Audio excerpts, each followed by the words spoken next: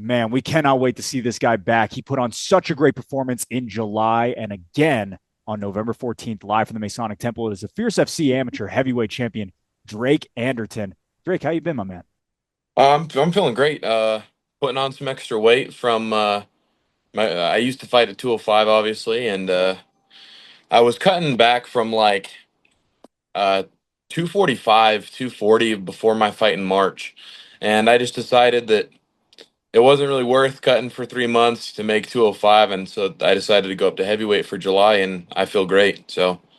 Yeah, in terms of the differences, what are some of the things that you felt in there from a heavyweight build to cutting yourself, depleting yourself down in order to compete at light heavyweight? Um, Obviously, like I when I was weighing 220, 230, cutting to 205 just made more sense, and but then when I was getting up to 240, 245, and I realized that I felt good in sparring and in practice, that I didn't want to keep cutting down to 205. And so I feel like the biggest difference for me was um I'm pretty strong at 205, and so I the strength really doesn't matter at heavyweight. I'm just as strong as pretty much everybody else in there.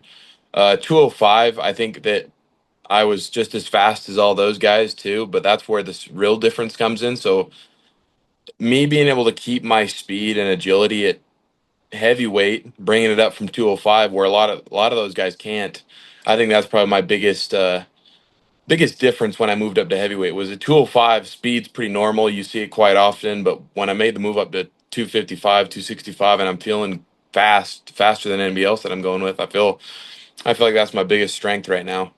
Did you feel like going against a guy like Chris Falau was really going to be a good litmus test for you? Specifically, he's such a heavy hitter, a little bit of a bigger body in there. So you two going toe to toe really was going to decide, okay, does this work or does this not? Yeah, to be honest, that was probably the biggest thing that I was concerned with. I mean, you go against anybody like Chris Falau, you could get hit once and get put out. I mean, and like I said, I've been at 205, and so like anybody above like 185 to just like especially 205 and heavyweight, some of those guys can put you out with one punch anyways. But then you're talking 265, and this guy's knocked out the last three guys he's went against. And obviously for me, I was weighing 235, and I weighed in at 238 for my fight. So I'm on the smaller side of heavyweight, or at least I was. And so that was something that I definitely had to think about. But I knew that like, well, if you want to fight at heavyweight, you've got to deal with these heavy hitters. And so I figured he was the best shot for me. And so I had a good game plan going in there. And like I said, I was just ready for it. It kind of was a big step to again move up to that weight class. When you think about what the future is going to hold, how important is rounding out the game? Obviously, you're a very, very top tier grappler, also a very high level striker, but how much has kind of the change in the weight class been kind of at the top of your mind over the past few months? So over the past few months, to be honest, it was kind of I was already thinking about it before my fight in March. I thought, if I win this fight, I'm going to go to heavyweight, and I obviously lost that fight, but I still was just like I cut from 240. I'm not getting paid enough. I'm not getting paid, I'm not going to diet for 3 months over and over and over again. And like I said, I was feeling great at like 245, and I was like, at this point, I'm closer to heavyweight than I am at 205. The only time that I really got nervous before my last fight, and I mean, I was nervous for Chris, like, and obviously I should be, but uh, I listened to the pre-fight podcast, and I knew Chris was a big guy, but I'd seen his fights from like 2021, and I thought, oh, he's actually kind of a small heavyweight. And then I saw one from like a year and a half ago, and he put on some serious weight. But then I heard Zach saying that he has to cut to 265, and so hearing that and him like he came into weigh-ins with like Pedialyte and he weighed in at 263 and a half or something. I'm like, okay, he just cut to 265. He's a big boy. And so for me, that was the biggest thing. But I'm feeling pretty good. You mentioned the loss to Sterling Rich in March. What did that teach you, or was that a good learning lesson for you to face a guy who really was on paper the number one ranked guy in the entire country? Yeah, to be honest, I knew going into it that he's the best guy that I've ever fought, and like he was going to be the probably the best guy that I'll ever fight an amateur. Um, Going into it, I knew that he just won Muay Thai like international tournament, so I knew he was a good striker. I knew he had jiu-jitsu and wrestling. But to be honest, I wanted to keep it on the feet and see where my striking was at. And I think that was a big learning experience for me because he was beating me on the feet. He was, keeping me on my back foot, and I didn't move forward enough, but I took him down pretty easily. He got back up right away, but my takedown was pretty good. And that was big learning because I realized like I shouldn't be going in there to, strike with some of the best strikers. I need to go in there with better game plans for everybody and go in there with the best thing of pretty much everywhere because I got to be able to beat people who are on the feet, got to be able to beat people on the ground. And so for me, that was if I would have wrestled a little more or put a little more forward pressure, it would have been a different outcome in that fight, in my opinion. But no, he was one of the best fighters I've ever dealt with. So I learned quite a bit from that fight. You obviously did your homework. What are the nerves like knowing that you're going up against a guy who is so highly touted? Um, that's a tough one because it is like it's daunting, obviously. Like I Sure. knew he was, the number one guy, and I think he was 7-1 or 8-1 before he fought me, and I knew he was really good, but like I'm one of the best guys out there, and I know that. And going into that, I had to have that confidence that hey, I'm one of the best out there. Even if I lose, I'm gonna go out there and do my best, right? Because he's by far my hardest test, and obviously, like I didn't come out that night, but rewatching that fight and learning some of the things that I did wrong, I'm just about there. Like make a few changes here and there, and I think that I'm up there with the top guys in the country right now. So. Well, I'll let you know this too. I don't know if you've kept track, but you are now ranked the number one amateur fighter in the entire West Coast at heavyweight following that win over Chris Falau. So, that all being said, you are now the big name on the block for a lot of these Yeah, I guys. actually didn't know that. I thought because I didn't see them. I thought you had to fight twice at heavyweight for the change to show in. It popped up literally. I was working on your board yesterday and it popped up and I went, no way. Like you already rose up the ranks that quickly. So, very impressive. Also, just that being news to you, how does that make you feel? It makes me feel good, to be honest. I was on the up and up before Sterling, obviously, and I wish took a little more who you 100%. fought in there. You know what I mean? Oh, yeah. But no, I mean I was in the top, I think 20 or 15 or something at light heavyweight and at heavyweight because I fought at heavyweight a little bit before too. But no, that makes me feel good. Makes me excited. I'm probably not going to be amateur for much longer, but it really just depends on what goes on the next couple months. And no, that makes me feel good. Excited. You Yeah. know, you talked about being a heavyweight. That was your amateur debut back in 2021. Were you like fresh out of high school at that point? Yeah, I actually graduated in 2021, Yeah. and my junior year, I had a few football scholarships looking at me. But then COVID hit and they were like, "Oh, we can't afford anybody anymore." And so I'd always wanted to fight. So right out of high school, joined a gym, and I guess it wasn't right out of high school, but I took the summer off. When I started college, I started training and got in there, and 3 months later, it was my first fight. Have you always been at a Agima? No, this is actually my third gym. So I was living up in Pocatello, going to ISU, and so I went to a real small gym there with like two or three fighters, to be honest, and they'd never wrestled. They didn't like wrestling, which is not very smart in a mixed martial arts standpoint, to be honest. But I went in there and was kind of beating everybody up, and I just started, and they told me it wouldn't work. My wrestling wouldn't work, and so then they taught me how to strike. That's what I was there for, right? To learn how to strike. And then I was beating everybody up in the gym, and so after about a year of that, I was like, I got to go to a bigger gym. I got to go get some, better competition, and so I can learn. And that was when I decided to move up to Washington, and I started going to American Top Team up there, and so I was there for about a year and a half, and that's where I met my wife, and so I got married to her, and that's when we moved down to Utah. And so before I left American Top Team, I went up to Ed Herman and said, "Hey, I'm moving to Utah. Is there any gyms that I can get hooked up with?" And so he gave me Court's number, and I told my dad. My dad used to fight too. And I'm like, "Hey, this is the guy that he showed me in Utah. Do you know him?" And my dad, "Oh yeah, I used to train with Court. I know Court pretty well." And I'd never heard, I didn't know Court at the time, and anyways, I showed my dad, and so then I sent Court a text and said, "Hey, I'm Drake Anderton.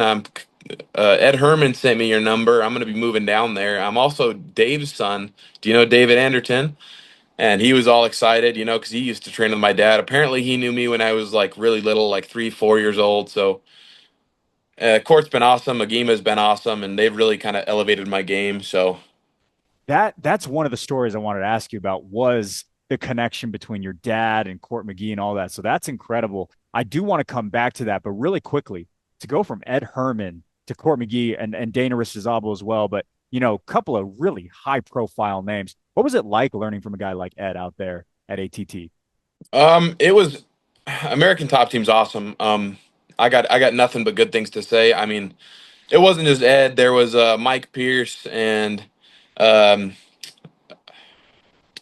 I'm spacing his name right now, but There's a there few was names. Yeah. there's quite a few names up there, and they took a liking to me. They actually, signed me up for some private lessons, and they really took me under their wing. And so I was training with some high level people, training pretty hard, and it was awesome up there. And then going down to court and like having him know my dad and have all these stories, it was pretty awesome. And the ability to have all those connections is really, really, really cool.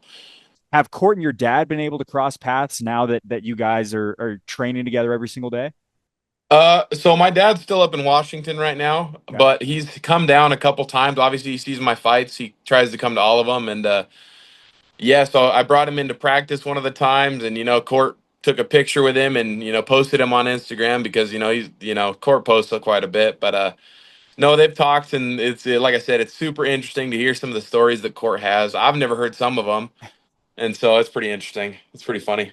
To what extent were they training partners? Were they like in the room together or were they like main guys for each other? Obviously, this is, back in the day, a handful of years ago at this point. So at the time, from what Court's told me, they were pretty good partners, especially with grappling. Court's told me that one of the reasons that he's so good on bottom is because he was able to get out from under my dad. And my dad went into the gym and Court asked him if he'd wrestled, and he goes, "Oh, I wrestled a little bit." My dad's pretty humble, pretty quiet. Court came to find out that my dad wrestled, Oklahoma State and wrestled Brock Lesnar and all Yeah. that. Yeah. And so Court was like, "You wrestled a little bit? Are you kidding me?" And so at the time, my dad was like, I don't know, 315, 320. And so Court was like, "If I could get out from under your dad, I can get out from just about anybody." So yeah, he was telling me that getting out from under my dad was one of the reasons that he got better. And, one of my dad was one of his best grappling partners there. You, So. you mentioned that your dad is a little bit, humble, a little bit more to himself. Did you know that he wrestled against Brock Lesnar and all these big guys at Oklahoma State? So to be honest, I mean I knew he wrestled at Oklahoma State and I'd heard stories, but when it's your dad, it's a little hard to see that, Sure. right? Especially because he hasn't been active since I was a little kid. So you know as I grew up, maybe about high school is when I really started seeing videos, or I saw Brock Lesnar mention him in an interview and saying that my dad was one of his worst losses, and like I said, I'm just hearing these stuff from all these different people, and then coming to realize that that's my dad. I'm like, I've known him, as a different person, but then I'm seeing his fights, and I'm hearing him seeing videos of him wrestling and stuff. And then when I was a senior, my brother was actually wrestling. Me and my dad went into the gym to go, wrestle with some of the heavyweights and mess around. And my dad hadn't, touched a wrestling mat in probably over a decade, and he went in there and was just throwing around our 300-pound heavyweight at the gym. And the heavyweight was just like, I've never been picked up like that. And like I said, my dad's out of shape and hasn't hit a wrestling mat in like 10 years. But it's Man. pretty interesting. And like I said, growing up, I didn't realize and didn't understand.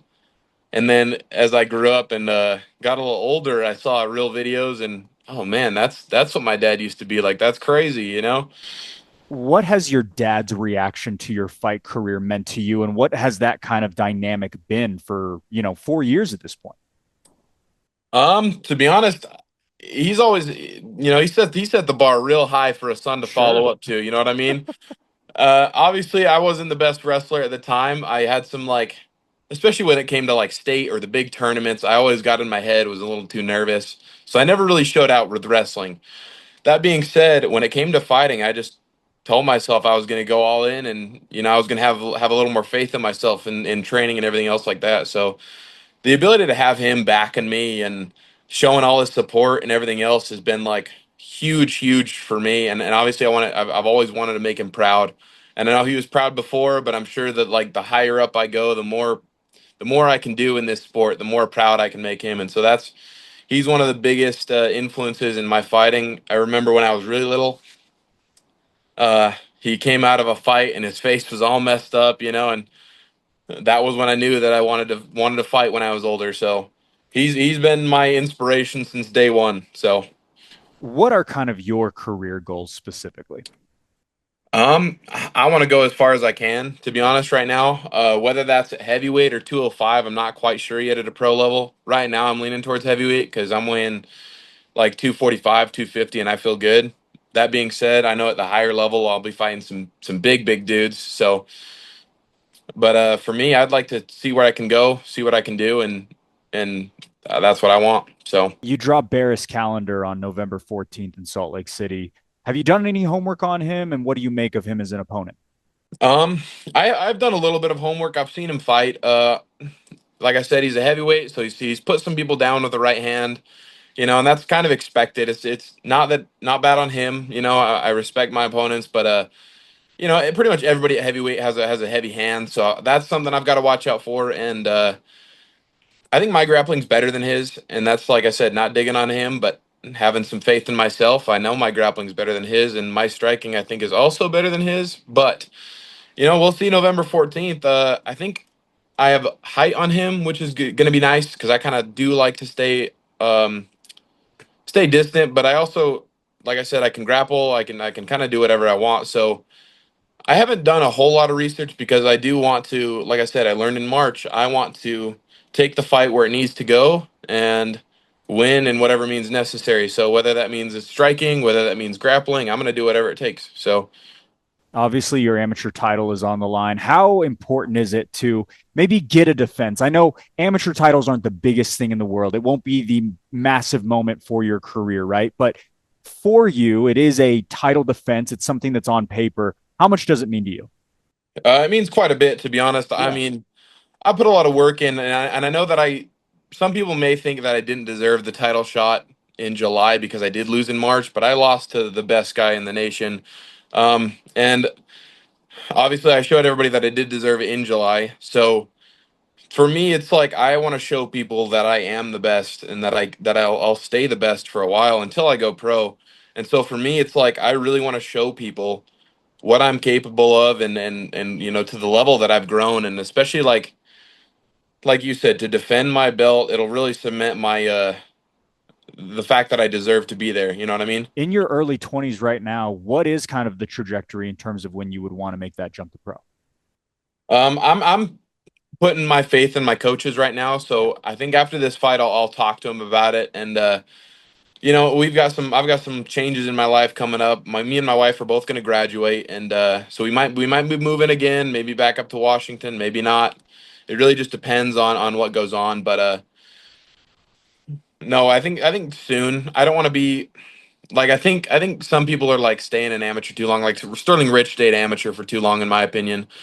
And so I don't want to be that guy, but I also know that I want to make sure that I'm making the right choice at heavyweight, that that I don't want to cut back to 205 yet. But if heavyweight's not working out, I want to make that choice before I go pro, before I learn the hard way. You know what I mean? So for me in the future, I mean probably I don't know, maybe a couple more fights tops. I don't know. I don't want to stay amateur for too long, but Drake, we cannot wait for it. Should be an incredible fight on November 14th as you look to defend your title. Thank you so much for your time. Appreciate it.